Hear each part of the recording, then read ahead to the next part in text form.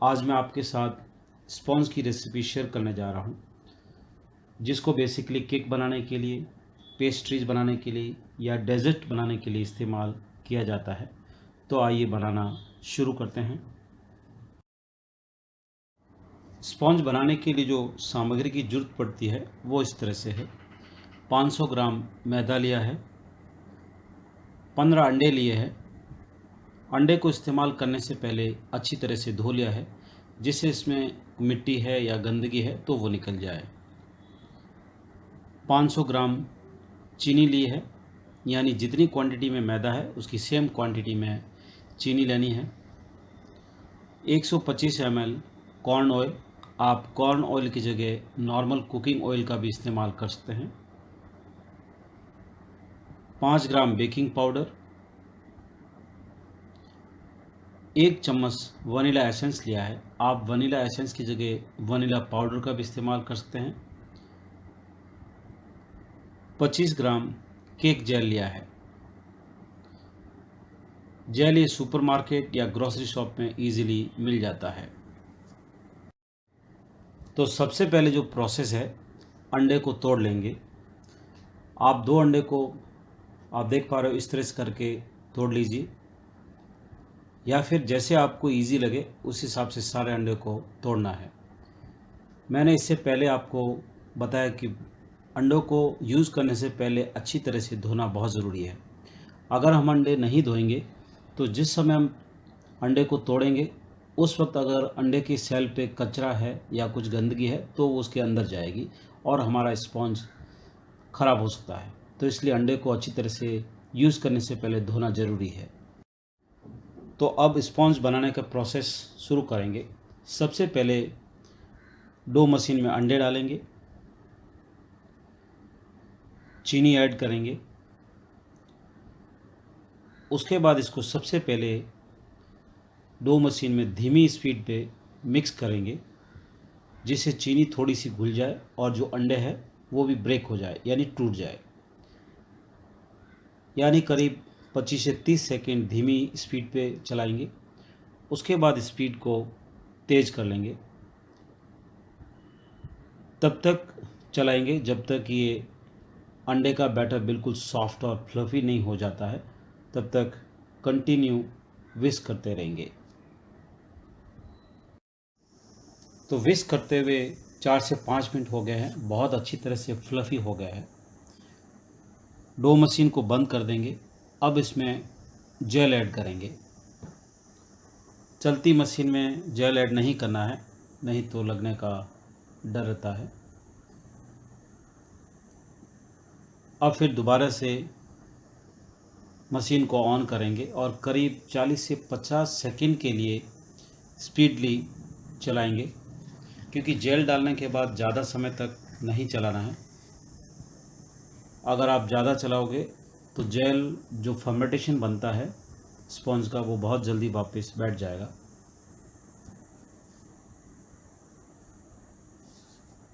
तो आप देख पा रहे हो बहुत अच्छी तरह से फॉर्म बन गया है स्पॉन्ज का। अब मशीन को बंद कर देंगे।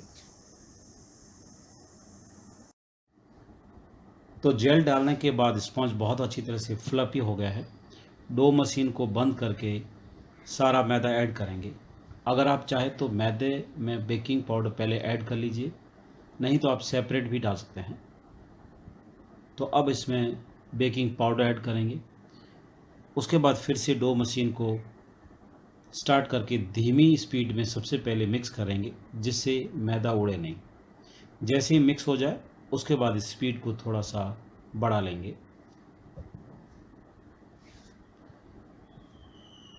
तो मैदा अच्छी तरह से मिक्स हो गया है। अब फिर से डो मशीन को बंद करके वनीला एसेंस ऐड करेंगे।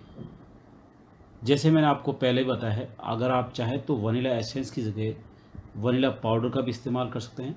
अगर आप वनीला पाउडर का इस्तेमाल करते हैं तो स्पॉन्ज बहुत अच्छा वाइट कलर में आएगा। सबसे लास्ट में ऑयल ऐड करेंगे। करीब 20 से 25 सेकंड के लिए मिक्स करेंगे, जिससे ऑयल अच्छी तरह से मिक्स हो जाए। तो हमारा स्पॉन्ज का बैटर अच्छी तरह से मिक्स हो गया है। अब मशीन को बंद कर लेंगे।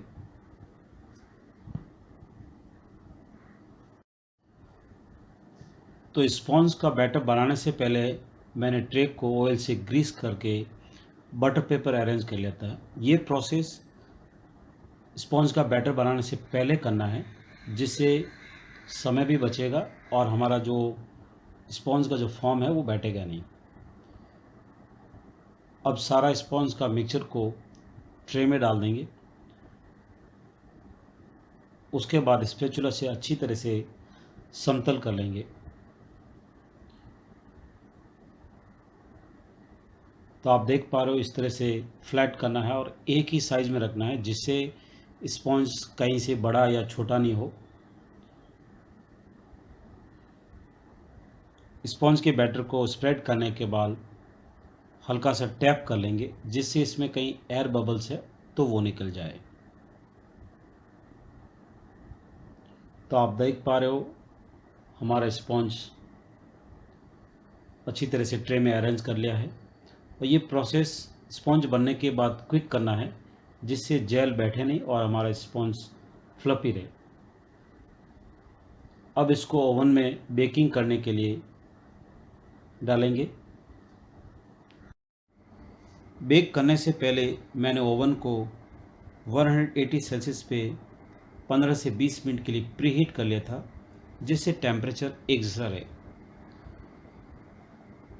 ओवन का टेम्परेचर हर एक ओवन के हिसाब से कम या ज़्यादा हो सकता है, तो आप उस हिसाब से एडजस्ट कर लीजिए।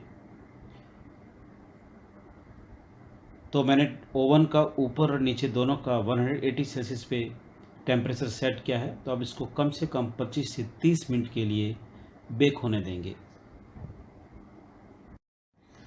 तो बेक करते हुए 30 मिनट हो गया है। अब हम ओवन से बाहर निकालकर ठंडा होने के लिए रख देंगे। जब भी आप इसको निकालें बहुत ही केयरफुली निकालना है, क्योंकि ट्रे बहुत गर्म है। आप हैंड ग्लव्स का इस्तेमाल कर लीजिए या कॉटन डस्टर का इस्तेमाल कीजिए। तो आप देख पा रहे हो बहुत अच्छी तरह से हमारा स्पॉन्ज बनकर तैयार हो गया है और सॉफ्ट भी है। यूज़ करने से पहले अच्छी तरह से ठंडा होने देंगे। तो स्पॉन्ज अच्छी तरह से ठंडा हो गया है। बटर पेपर के साथ दूसरी ट्रे में रखकर फ्रीज में रख देंगे। जब भी आपको केक, पेस्ट्री या डेजर्ट बनाना है, आप स्पॉन्ज का इस्तेमाल कर सकते हैं। अगर आपको चॉकलेट स्पॉन्ज बनाना है, उसकी भी सेम रेसिपी है।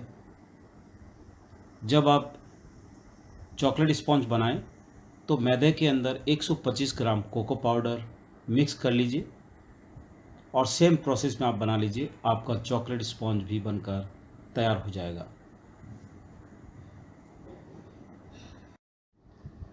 तो ये स्पॉन्ज की रेसिपी बनकर तैयार है। मेरा वीडियो देखने के लिए धन्यवाद। तो फिर मिलते हैं नेक्स्ट रेसिपी के साथ।